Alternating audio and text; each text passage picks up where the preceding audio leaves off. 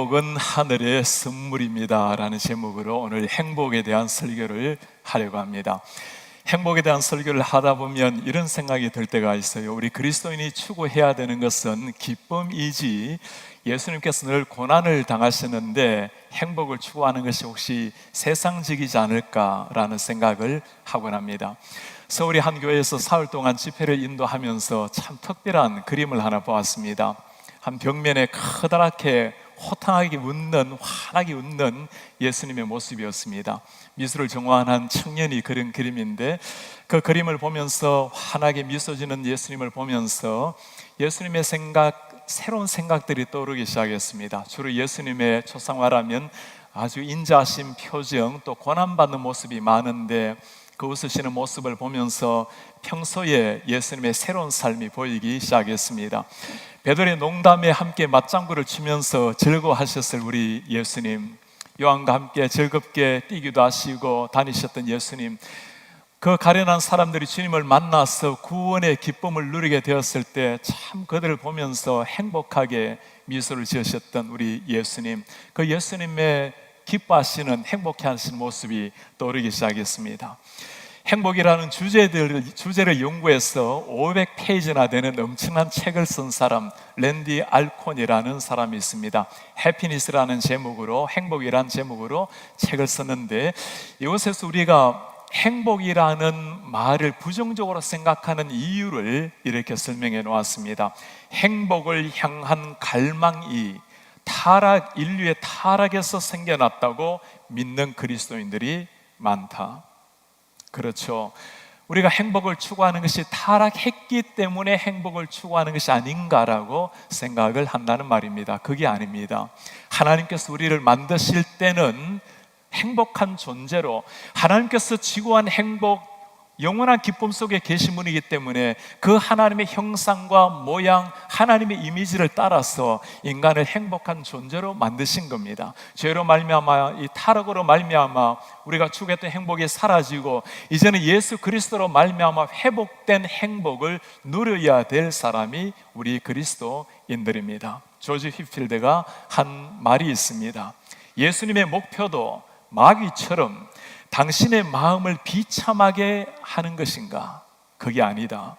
그분은 당신이 그분을 믿고 구원받기를 원하신다. 사랑의 구주께서 바라시는 것은 이것뿐이니 곧 당신의 죄를 버리고 영원히 그분 곁에서 행복을 누리는 것이다. 우리 그리스도인의 삶에 대해서 성경의 가장 중요한 진리에 대해서 요약을 해놓은 것을 웨스트민스터 신앙 고백서라고 부릅니다. 그 고백서에 우리 인간의 제1되는 계명을 이렇게 묻습니다. 사람의 제1되는 목적이 무엇인가? 답을 이렇게 설명해 놓았습니다. 하나님을 영화롭게 하고 영원히 그분을 즐거워하는 겁니다.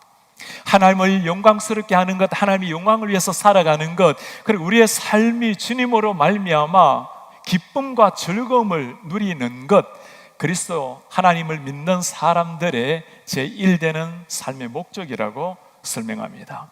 우리가 행복을 이야기하면서 가르쳐야 될 복음은 이겁니다. 행복을 추구하지 말라가 아닌 겁니다.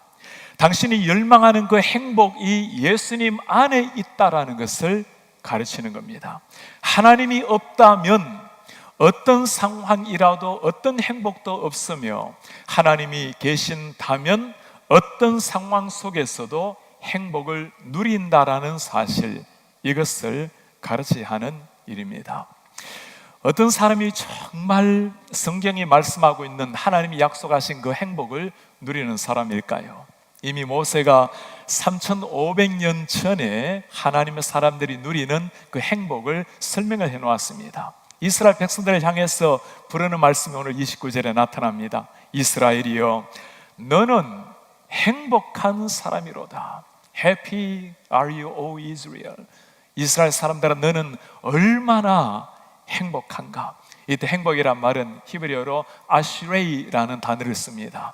그냥 평범한 행복이 아니라 지구한 행복, 차고 넘치는 완벽한 행복을 가리키는 말씀입니다. 사실 지금 이스라엘 백성들의 상황을 보면 이 행복이라는 말을 쓸 수 있을 상황이 아니었어요.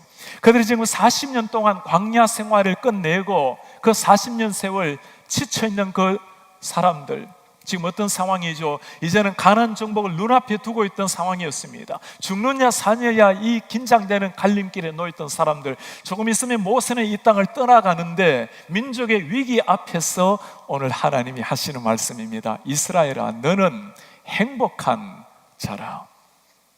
우리에게는 이 행복이란 말이 어떤 일이 성공되었을 때, 완수되었을 때는 하는 말이죠. 시험을 앞에 두고 중요한 경기를 앞에 놓고 여유 있는 행복을 누리는 것이 쉽지가 않는 일입니다. 그러나 성경은 다르게 말하고 있습니다. 죽음의 위기 속에서 40년 광야 생활 그 지친 상황 속에서도 이스라엘이여, 너는 행복한 사람이라. 이미 그 행복을 찾았고 누리고 있는 사람이라고 말씀합니다.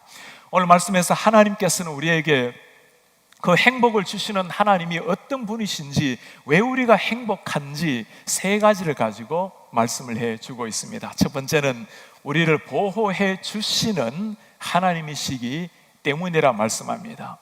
하나님께서 당신의 백성을 지키시고 보호하시기 때문에 그들을 부르는 특별한 이름을 26절에 이렇게 부릅니다. 여수룬이여, 하나님 같은 이가 없도다. 여수룬이여. 여수룬이란 말은 히브리어 예수룬이란 말을 그대로 음력한 것인데 우리말로 표현하면 의로운 자, 온전한 자의 의미입니다. 이스라엘 백성들을 향해서 하나님이 특별히 사랑하는 마음으로 부르는 애칭이 여수룬이라는 이름입니다. 의로운 사람. 신명기에 나타나 있는 이스라엘 백성들의 삶을 보면 절대로 의롭다는 말을 쓸 수 있는 사람들이 아니었습니다. 이스라엘 백성들이 누구죠? 하나님께서 그렇게 출애굽을 시켰지만 그들은 끊임없이 하나님을 원망하고 배신하고 우상을 섬기고 그런 사람들이 이스라엘 백성들이었습니다. 신명기 앞장에는 그들의 삶을 이렇게 고발을 하고 있어요. 그런데 여수론이 기름짐에 이제 잘 되니까 발로 찼도다. 내가 살찌고 비대하고 윤택함에 자기를 지으신 하나님을 버리고 자기를 구원하신 반석을 업신 여겼도다. 이것이 여수른이라고 의롭다고 그렇게 귀하게 불렀던 이스라엘 백성들이 하나님 앞에 했던 일입니다. 그들에게서 의로움을 하나 찾아볼 수 없는 모습이었지만 우리 하나님께서 그들을 의롭다고, 나의 사랑하는 아들, 딸이라고 부르시는 겁니다. 이 하나님의 은혜, 이 하나님의 보호하심을 이렇게 설명해 놓았어요. 여수른이여, 하나님 같은 이가 없도다. 그가 너를 도우시려고 하늘을 타고 궁창에서 위엄을 나타내시는도다. 하늘을 타고 궁창에서 위엄을 나타내시는 우리 하나님, 정말 하나님 그러하셨죠. 하나님께서 이스라엘 백성들을 인도하시면서 밤에는 붉은 불기둥을 세우셔서 이스라엘 백성들을 보호해 주시고 낮에는 구름 기둥으로 그들을 시원하게 해주신 우리 하나님, 하나님께서 이스라엘 향한 그 사랑은 하늘을 흔들어서라도 보이셨습니다. 하늘에서 만나가 떨어지고 메추라기가 떨어져서 배불리 먹게 하신 우리 하나님, 메마른 광야 땅에서 바위를 쳐서 물을 나게 하신 하나님, 매 순간순간마다 궁창을 타고 오셔서 하늘을 타고 오셔서 당신의 백성을 도와주시고 보호해 주신 우리 하나님, 우리 말에 눈동자 같이 소중하다라는 말씀이 있죠. 정말 이스라엘 백성들, 그 패역한 백성들이었지만 하나님의 눈에는 눈동자 같이 소중한 사람들이 이스라엘 백성들이었습니다. 하나님이 그들을 부르시는 이름이에요. 여호와께서 그를 황무지에서 짐승이 부르짖는 광야에서 만나시고 호위하시며 보호하시고 자기의 눈동자 같이 지키셨도다. 이 하나님의 보호를 받는 사람들을 향해서 하나님이 하시는 말씀이에요. 너는 행복한 사람이라. 이 하나님이 우리와 함께 하신다면 광야를 걸어도 망망한 바다를 항해한다 할지라도 그 분이 내 오른손을 붙들고 계시면 우리는 평강의 노래를 부르고 행복의 찬가를 올려드리는 겁니다. 지난 2주간에 온 세계인의 관심을 끌게 했던 태국 동굴에 갇혀있던 유소년들 여러분 기억하시죠? 12명의 아이들이 코치와 함께 동굴 탐사에 들어갔다가 물이 점점 불게 되어서 죽음의 위기에 빠지게 되었습니다. 온 세계가 관심을 가지고 특수부대를 보내기도 하고 특수장비를 가져오기도 하고 결국에는 태국의 네이비실이 들어가서 17일 만에 그들 모두가 무사하게 구출을 한 일입니다.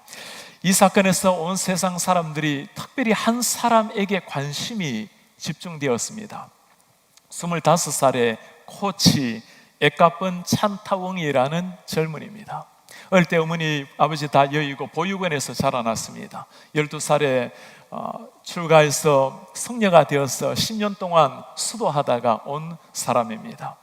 동굴에 갇힌 그 극한 상황, 점점 물은 불어오고 죽음의 위협이 점점 심장을 강타하는 그 순간에 코치는 아이들을 향해서 그들을 편안한 모습으로 지켜주었습니다.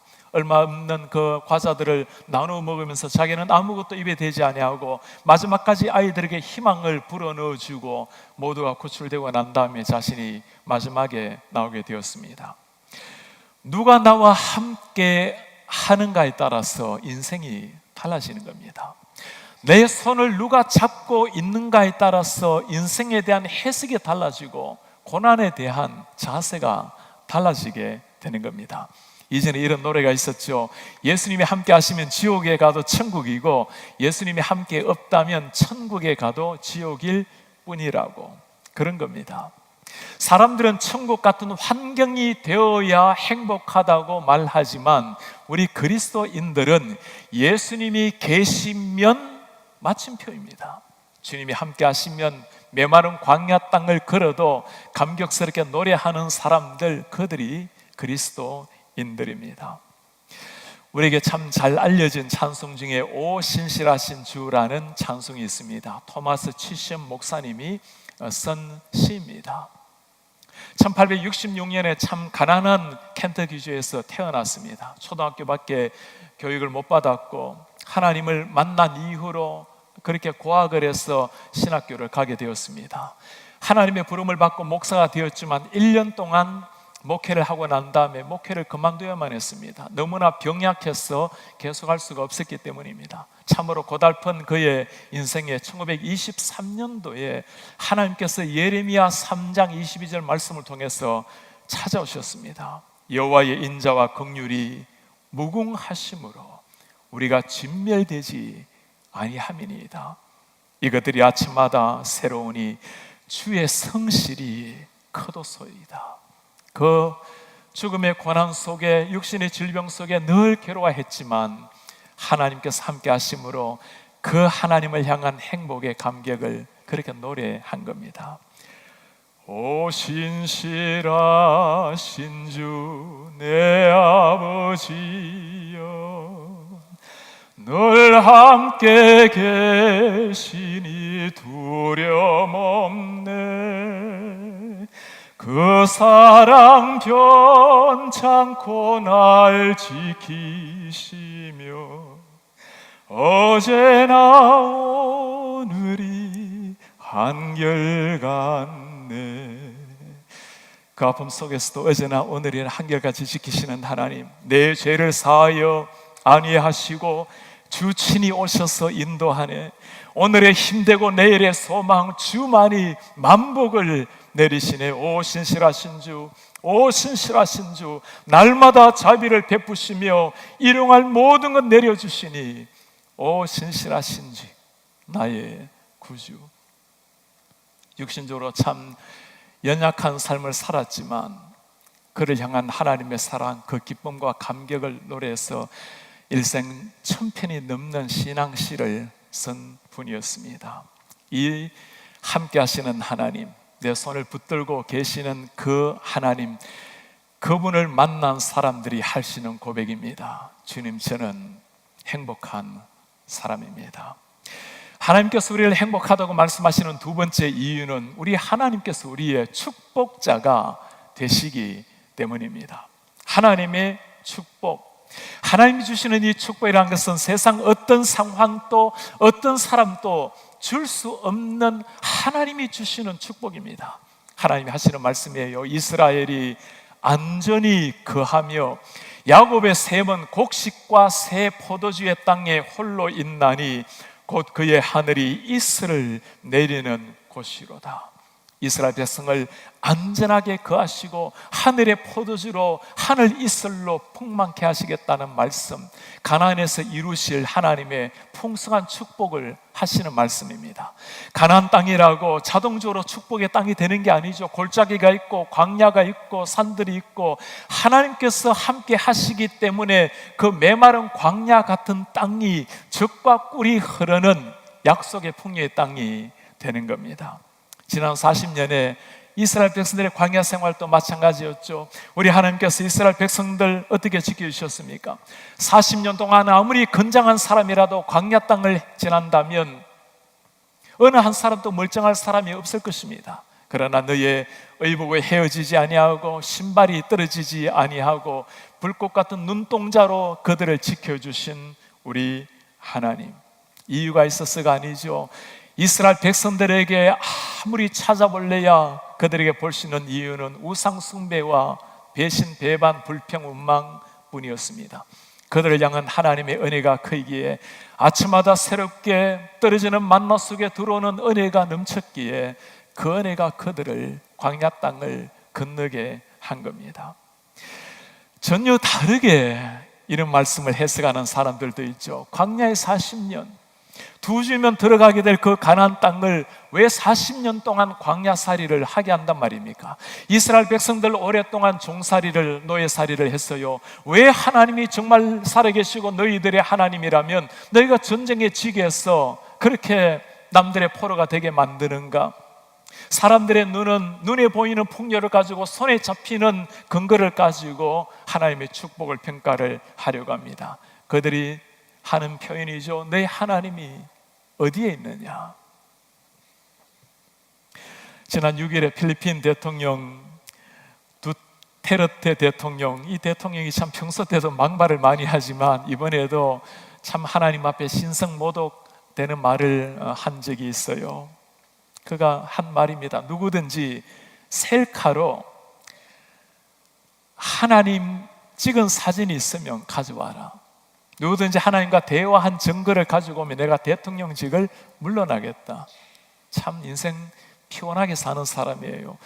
여러분, 그 보이지 않는 하나님을 보이는 사진에 담으려고 하는 게 얼마나 어리석은 일입니까?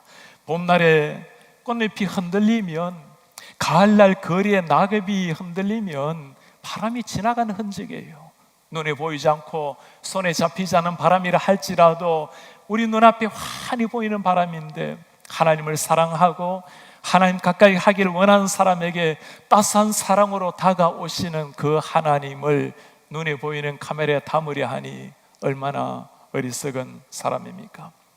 하나님께서 우리에게 주실 수 있는 최고의 축복, 그 축복이 뭘까요? 오늘 하나님께서 약속하신 그 축복의 하나님, 애굽의 보화로도 애굽의 권력으로도 줄 수 없는, 아무리 젖과 꿀이 흐르는 가나안 땅이라 할지라도 가나안의 풍요가 줄 수 없는 하나님의 특별한 선물, 우리에게 다가오신 하나님의 아들 임마누엘 하신 예수 그리스도, 주고 마땅할 인류를 위해서 우리 하나님께서 마지막 최후에 보내주신 선물 예수 그리스도. 인생의 생각처럼 펼쳐지지 않는다 하더라도, 계획처럼 내일이 펼쳐지지 않는다 하더라도, 망망한 대회를 항해한다 할지라도 우리가 행복하고 감격할 수 있는 이유는 임마누엘 하신 예수 그리스도가 우리와 함께 하시기 때문입니다. 주님의 오른손이 나를 붙들고 계시면 된 거예요. 이런 사랑을 아는 사람이 할 수 있는 고백입니다. 주님, 저는 행복한 사람입니다. 송명희 시인을 여러분 알고 있습니까? 1963년도에 태어나서 중증 뇌성 마비로 태어나서 손 하나 발 하나 까딱하기 어려운 사람, 하나님이라는, 예수님이라는 말 한마디 하기 위해서 온몸을 비틀거려야 한마디가 나오는 사람, 무슨 삶의 소망이 있겠습니까? 원망과 불평과 그렇게 인생을 보내다가 끝내을 한 사람이, 그가 16살 때 예수님을 만났어요. 그렇게 많이 자살을 하려고 몸을 자해하고 소동을 벌였지만 주님을 만나고 난 다음에 새로운 인생이 펼쳐졌습니다. 그가 한 19절이에요. 나 가진 재물 없으나, 나 남이 가진 지식이 없으나, 나 남이 가진 건강 있지 않으나, 나 남이 없는 것 있으니, 나는 남이 못 본 것을 보았고, 남이 듣지 못한 음성을 들었고, 남이 받지 못한 사랑을 받았고, 남이 없는 것 같게 하셨네. 공평하신 하나님이, 나 남이 가진 것 나 없지만 공평하신 하나님이 나 남이 없는 것 같게 하셨네. 오늘 우리가 건강한 모습으로 예배당에 걸어서 들어오셨다면, 여러분들이 하나님의 말씀이 지금 들을 수 있는 아직 건강한 귀가 있다면, 눈을 열어서 아직까지 하나님의 말씀을 읽을 수 있고, 하나님이 창조하신 저 하늘의 푸름을 바라볼 수 있고, 지저귀는 새소리를 들으시는 귀가 있다면, 우리는 감사하고 행복해야 될 충분한 이유가 있는 사람들입니다. 그 하나님을 만난 사람들, 그들이 할 수 있는 고백이에요. 나는 행복한 사람입니다. 하나님께서 우리를 행복하다고 말씀하시는 마지막 세 번째 이유가 있어요. 하나님께서 우리의 구원자가 되시기 때문입니다. 하나님께서 주시는 가장 위대한 축복, 죽어 있는 영혼이 살아나는 축복, 지금 내가 눈을 감아도 영원한 천국에서 눈을 뜨게 만드는 이 위대한 축복, 잠시만 생각해도 가을밤에 쉽게 가는 연기처럼 사라지는 인생, 허무와 죽음 속에 굴복된 인생을 하나님께서 사랑하셔서 찾아오셔서 한 사람 한 사람 살려내신 구원의恩宠, 그 구원의恩寵을 하나님이 이렇게 말씀합니다. 이스라엘이여, 너는 행복한 사람이라. 여호와의 구원을 너같이 얻은 백성이 누구냐? 그는 너를 돕는 방패시요 내 영광의 칼이시요 내 대적이 내게 복종하리니 내가 그들의 높은 곳을 밟으리로다. 여호와의 구원을 너같이 입은 백성이 어디에 있느냐? 정말 그랬습니다. 바로의 압제하에, 천하를 호령했던 바로의 압제하에서 순식간에 하나님께서 그들을 구원해내신 하나님, 하늘을 흔들면서 하늘을 타고 오셔서 궁창을 흔들고 오셔서 그들을 구원하신 하나님 아닙니까? 온 하늘에 흑암이 덮치고 땅에는 우박이 쏟아지고 강물이 핏빛으로 변하고 마침내 애굽의 모든 장자들을 다 죽이시면서까지 이스라엘 백성들에게 찾아오셔서 사랑하신다고 그들을 구원해 주신 우리 하나님, 이 하나님, 우리도 동일하게 만난 그 하나님 아닙니까? 아직 내가 주님과 몰랐을 때, 주님과 죄인 되었을 때, 원수 되었을 때 우리 예수 그리스도께서 십자가에 죽어 주심으로 우리를 향한 하나님의 사랑을 확증하신 하나님, 그 하나님의 끝없는 사랑, 십자가에 피 묻은 그 사랑, 그 사랑 때문에 우리가 생명을 얻고 오늘 주님의 자녀로 호흡을 하게 된 겁니다. 이 사랑을 맛본 사람의 감격을 C.S. 루이스가 표현을 했어요. Surprised by joy.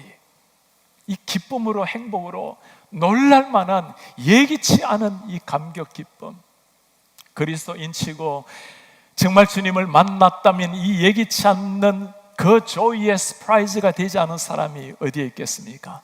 세상에 상대적인 우위를 가지고 누리는 조이가 아니라 하늘에서 떨어지는 조이기에 다함이 없고 말할 날이 없는 기쁨입니다. 만사 형통이라서가 아니죠. 여전히 그들은 광야 땅에 있고 가나안 정복을 눈앞에 두고 있습니다. 모세가 어땠죠? 이제는 그 40년 동안 그렇게 고생을 했지만 이제는 가나안 땅에 들어가서 정말 평화를 누려야 될 그 시기에 우리 하나님께서 모세 생명을 조금 있으면 가져가십니다. 그 죽음을 앞두고 오늘 모세가 외치는 고백이에요. 이스라엘아, 너희는 행복한 사람이라. 내 목숨 이대로 날아간다 할지라도 우리 하나님 나에게 함께 하시고 내 속에 생명으로 오셨기에 행복하다고 외치는 겁니다. 랜디 알콘이 쓴 또 다른 책 하나, 천국에 속한 천국의 사람 리쿠안이라는 책이 있습니다. 이 책에는 하버드 대학교를 졸업한 룸메이트 했던 두 사람 이야기를 담고 있어요. 미국에 있는 이 친구가 20년 만에 중국을 찾아가서 그 룸메이트를 만난 실화의 스토리입니다. 한 사람 미국에서 사업가로 번창해서 성공했던 벤 필딩이라는 사람이고, 다른 한 사람은 박식했던 학자 리쿠안이었습니다. 그가 중국에서 리쿠안을 만났을 때, 대학 교수로 떠나갔던 그 리쿠안의 현재 모습을 보고 깜짝 놀랐습니다. 존경받는 대학 교수로 그렇게 평안하게 살아갔었을 그 리쿠안이 자물쇠를 만드는 제조업자의 한 직원으로 일하고 있는 것을 보고 놀란 겁니다. 예수님을 만났어요. 가정교회 일원으로서 주님을 섬기게 되었습니다. 가진 핍박을 받으면서 예수님을 믿고 있는 친구, 함께 있을 때 그는 또다시 감옥에 잡혀 들어가게 되었습니다. 감옥 안에서도 쾌활하게 행복하게 하나님을 찬양하며 살았던 그의 친구, 고문으로 머리가 깨어지고 살찜이 짙게 나아가고 고문의 상처 속에서 유유한 미소를 지으며 행복하게 노래를 불렀던 리쿠안, 그와 함께 그녀 가족들과 함께 지내면서 이 벤 필딩이 도대체 이 사람들에게서 나오는 행복이 어디에 있는지, 자신은 모든 것을 다 누리고 있는데 아무것도 누리지 못하는 가난과 핍박 속에, 죽음 속에 있는 이 가족이 누리는, 그의 룸메이트 리쿠안이 누리는 이 행복은 어디에서 오는 건지, 하늘이 열려서 하나님이 주신 그 행복, 세상의 모든 걸 다 주어도 만날 수 없는 그 행복입니다. 이 비밀을 알았던 사람들, 바울이 감옥 안에서 죽음을 앞두고 외친 고백을 여러분 기억합니까? 기뻐하라, 내가 다시 말하노니 기뻐하라. 돌에 맞아서 피 흘리며 죽어갔던 그 스테판이 하늘을 향해서 유연 미소를 지으면서 행복한 미소로 하나님, 내 영혼을 주님께 부탁합니다, 저들의 죄를 저들에게 돌리지 말라고 기도했던 스테판을 기억하십니까? 성경은 이런 사람들을 두고 이렇게 위대한 고백을 합니다. 근심하는 자 같으나 항상 기뻐하고, 가난한 자 같으나 많은 사람을 부유하게 하고, 아무것도 없는 자 같으나 모든 것을 가진 자라.